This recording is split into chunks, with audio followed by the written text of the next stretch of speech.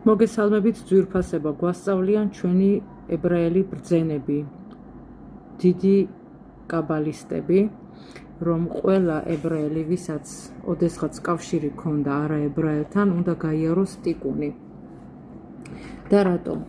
თუ კი ქალი, რომელსაც კავშირი ჰქონდა არაებრაელთან გათხოვებამდე და უნდა გათხოვდეს, მასზე შეიძლება გადავიდეს გარკვეული ძალები, რაც შემდეგში შეიძლება გახდეს გამომწვევი მიზეზი იმისა, რომ მისი შთამომავლები არიან დაავადებულნი ნერვული ავადმყოფობებით, ლოალენო.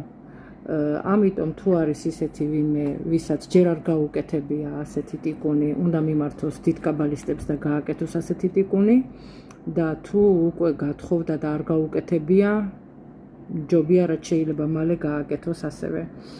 ასე რომ ნებისმიერ შემთხვევაში თუ კი ასეთ კავშირს ჰქონდა ადგილი თქვენს ცხოვრებაში, აუცილებლად მიმართეთ ჩვენი თაობის დიდ კაბალისტებს, რათა გააკეთოთ სპეციალური ტიკუნი, რაც ამისთვის არის გათვალისწინებული. შეიე რეფუა შლემა, רפואת הנפש, רפואת הגוף, לכל עם ישראל, וזיווג הגון, אמן, כן יהי רצון, משורש נשמתנו, אמן.